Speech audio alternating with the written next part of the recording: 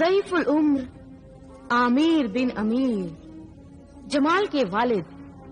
क्या आप जानते नहीं आप किसके सामने खड़े हैं और क्या मांगने आए हैं? सोच लीजिए, मेरे पास तो देने के लिए कुछ भी नहीं है। मैं मांगने नहीं, मैं देने आया हूं। तेरी दुकान पर हमारे खानदान की जिंदगी खरीदने आया हूं मैं। एक मां के बेटे और एक बीवी के शौहर को खरीदने आया हूं मैं। कीमत से भी ज्यादा कीमत है इन मोतियों की। ये हमारे खानदान के बहुत ही कीमती अनमोल मोती ले ले और हमारा खानदानी हीरा हमें वापस दे दे।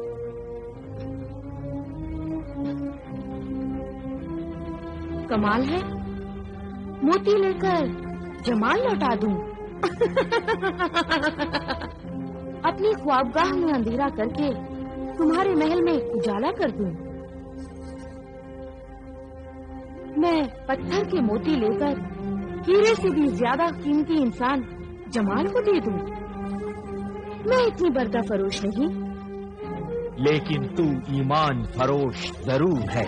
खामोश है बूढ़े इंसान, इतनी उम्र हो गई और जानता नहीं जवानी माँ बाप की मोहताज नहीं होती, वो हुस्न की गुलाम होती है। जा, चला जा यहाँ से, वरना मैं तुझे धक्के मार के यहाँ से बाहर निकलवा दूंगी। बदतमीज, गुस्ताख, बदकार औरत, मैं मेरे बेटे को यहाँ से लेकर ही जाऊंगा। जमाल, बेटा जमाल। कौन? बेटा जमाल। कौन है जो मुझे पुकार रहा है? हाँ? जमाल, मैं तुम्हारा अब्बू। जमाल, बेटे कहाँ हो तुम? मैं तुम्हारा अब्बू आया हूँ, तुम्हारा बाबा जान। छोड़ दे गुस्ताख, मुझे छोड़ दे। मैं तुम्हें यहाँ से अंदर नहीं जाने दूंगी। मैं मेरे बेटे को लेकर ही जाऊंगा। तुम अपने बेटे को यहाँ से नहीं ले जा सकते।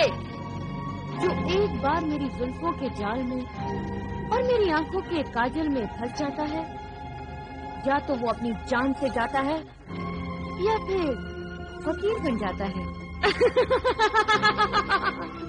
मैं अपने बेटे को तुझ जैसी खूबसूरत बला से बचा कर ही रहूंगा। तुम अपने बेटे की लाश भी नहीं यहाँ से लेकर जा सकते। ले जाओ इसे यहाँ से, दूर हटा दो इसे। बदतमीज, मुझे छोड़ दे, मुझे मेरे बेटे से मिलने दे। छोड़ दो इन्हें, छोड़ो। बेशर्म गुस्ताख, मेरे चचा जान के साथ बदतमीजी करते तुझे शर्म नहीं आती? खबरदार, जो अब तुमने मेरे चचा जान की शान में कोई गुस्ताखी की। चचा जान, आप घर जाइए, मैं जमाल भाईजान को लेकर घर आता हूं। अच्छा बेटे, लेकिन तुम जमाल को लेकर आओगे ना? हाँ हाँ चचा जान। शाम होते ही जमाल भाईजान मेरे साथ घर वापस लौट आएंगे। आखिर मैं आपका भतीजा हूं।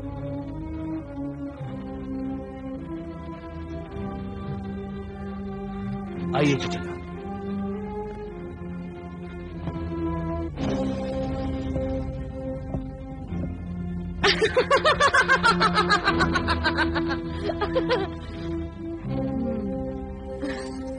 खावर, खावर वहाँ क्या कर रहा था?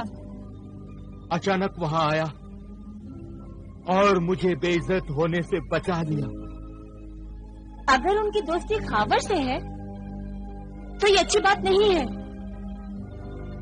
खुदा रहम करे मेरे सरताज पर।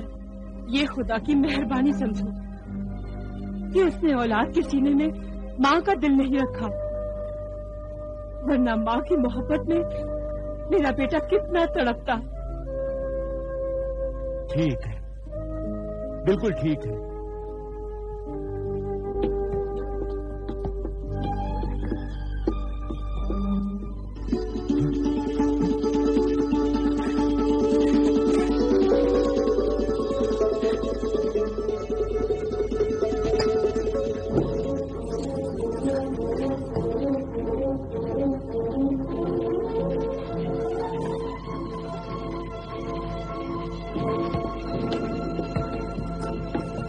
खावर,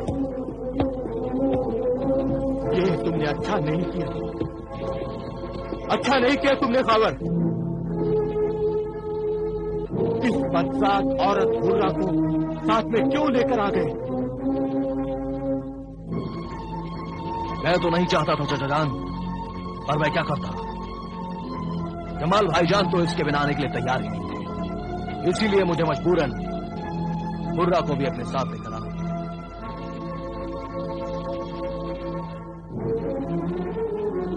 लेकिन ये फाहिशा घर में दाखिल नहीं हो सकती। नहीं हो सकती? क्यों नहीं हो सकती?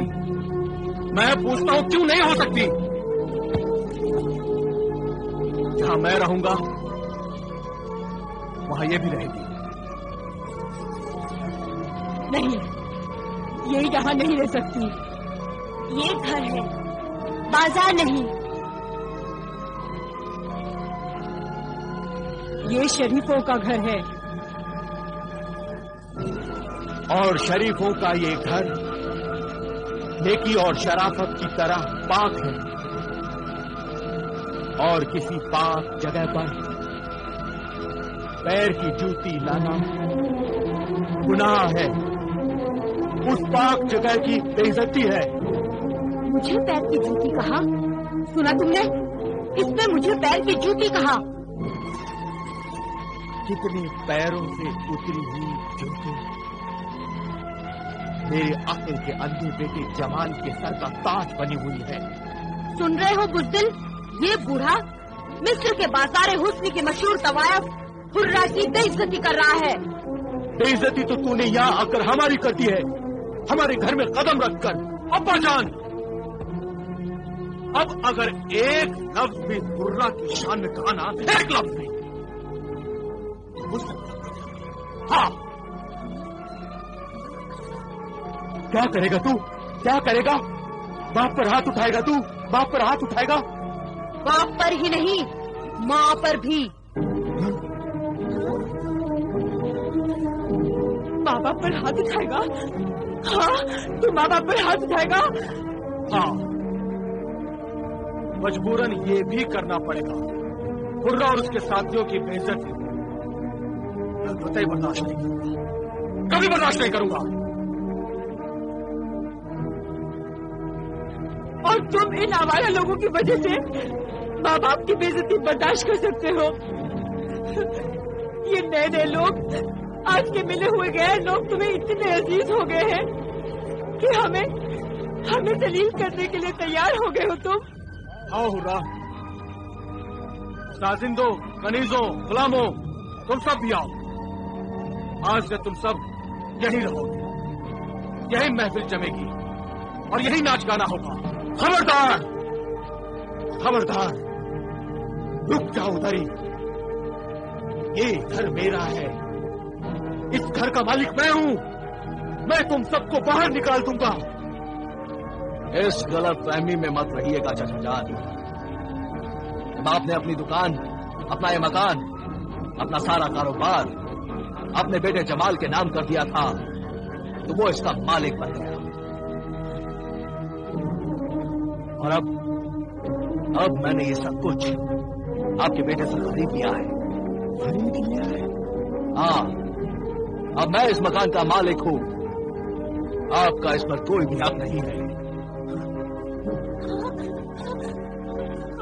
कैसे हक नहीं है? हाँ, कैसे हक नहीं है? ये मेरे शौहर के खून पसीने की कमाई का बनाया हुआ मकान है। वो खून पानी बन गया है चाची जान। जब आपने अपना सब कुछ अपनी औलाद के नाम लिख दिया था, तो आपका यह हक चाहता रहा। और अब आपको यहां से जाना होगा। यहां से निकाला जा सकता है। निकाला भी जा सकता है? ये जो कुछ भी कह रहा है बिल्कुल ठीक कह रहा है अम्मी जान। ये धोखा किया हमारे साथ, अपने बूढ़े माँ बाप के साथ धोखा किया है तूने।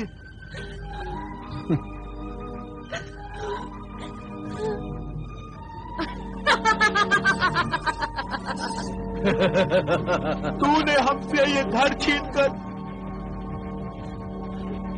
अपना घर जहन्नुम में बना लिया है बेटे, अपना घर जहन्नुम में बना लिया है। अल्लाह तुझे कभी माफ नहीं करेगा, अल्लाह तुझे कभी माफ नहीं करेगा। अल्लाह, या अल्लाह, या अल्लाह, या अल्लाह, क्या हुआ? क्या हुआ? क्या हुआ? क्या हो गया? नबीला, क्या बुला खिला? या अल्लाह,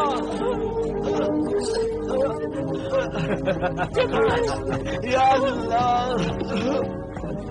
ये क्या हो गया? या अल्लाह। मेरे नेक बुजुर्ग नमाजी माँ बाप मेरे बुरे बर्ताव और घर के गंदे माहौल में बेइज्जत होकर न रह सके और वो अपनी बाकी जिंदगी किसी मुकद्दस मुकाम पर बसर करने के लिए रवाना हो गए। मगर मेरी शौहर परस्त बीवी ने मुझे तबाही से बचाने के लिए मेरे साथ रहना अपना फर्ज समझा और वो जुल्म सितम सहती रही। आखिर उस बदचलन जालिम हुर्रा के कहने पर मैंने अपनी वफाशियार बीवी को तलाक दे दी और खावर ने उसे मजबूर बनाकर उससे शादी करने की कोशिश की, मगर उस नेक सीरत पाक दामन ने उसे ठुकरा दिया और वो बेचारी अपने माँ बाप के घर चली गई। जैसे जैसे दौलत कम होती चली गई, हुर्रा की मोहब्बत भी कम होती गई और मैं दौलत कमाने के लिए शहर के हर जुआ खाने में जा जाकर खूब जुआ खेलने लगा। जुए से आज तक कोई भी इंसान अमीर नहीं बन सका अमीर।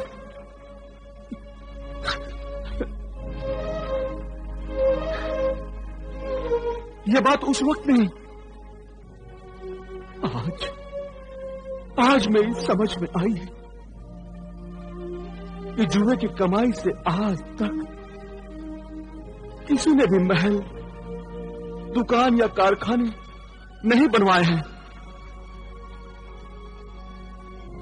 दौलत का लालच, दौलत का हसीन ख्वाब इंसान को अंधा बना देता है। मैं मतलबी, खुदगर्ज और दौलत का लालची इंसान बन गया था।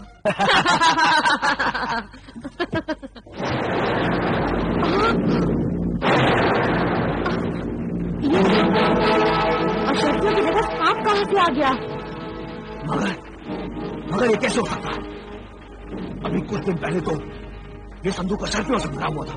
मैं जानती हूँ ये चालाकी, ये बदमाशी जरूर उस जमाल ने की है। उसने अपने बाप की कमाई हुई दौलत को यहाँ से निकालकर इस संदूक में सांप को रख दिया है। तो आओ उसकी मरम्मत करते हैं, पता चल जाएगा कि उसने अपने बाप की कमाई हुई दौलत यहाँ से निकालकर कहाँ छुपा दी है। चलो आओ।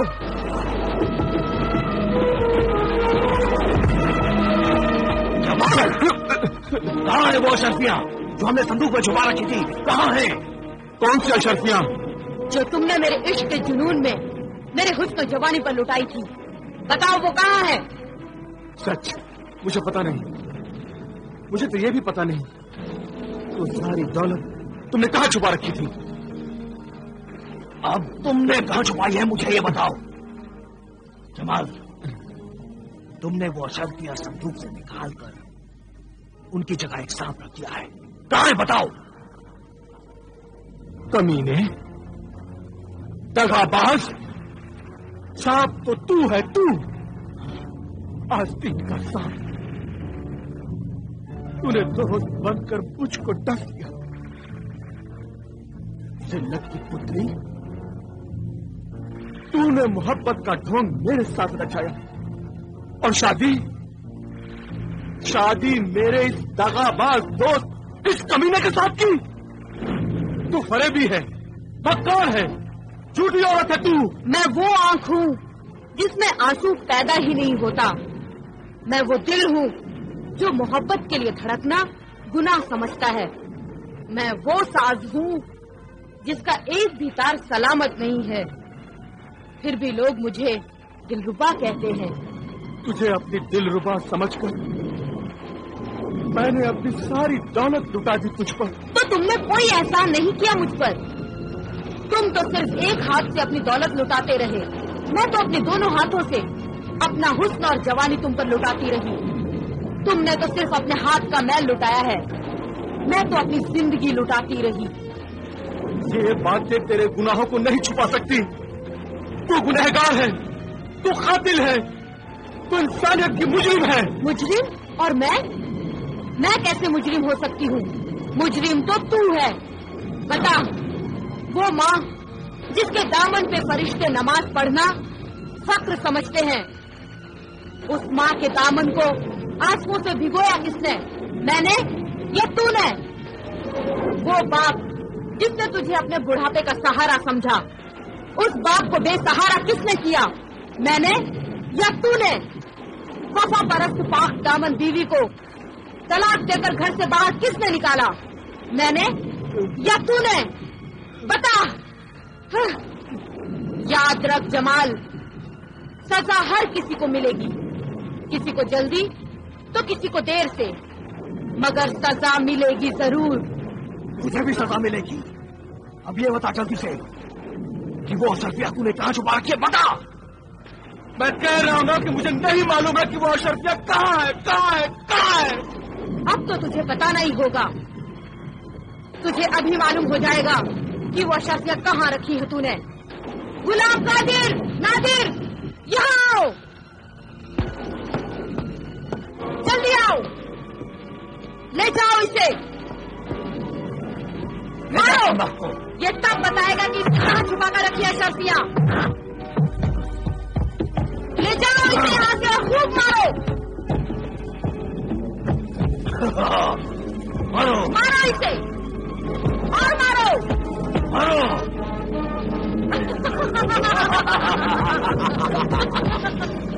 मारो इसे, मारो इसे। नादिर, नादिर, मारो। ये तब बताएगा कि इसने कहाँ रखी है अशरफिया।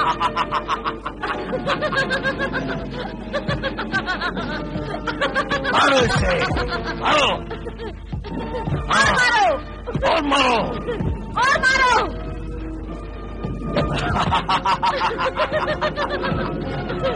मारो इसे।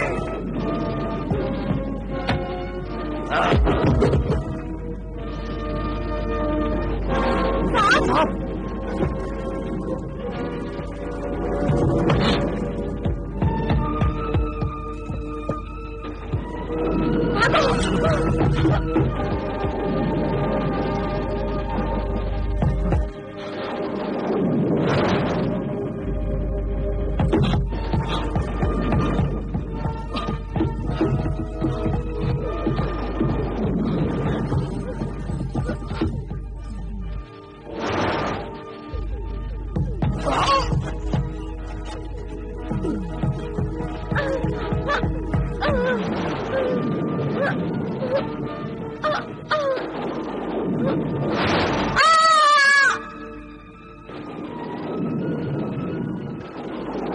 मेरे महल में जो बची हुई दौलत थी,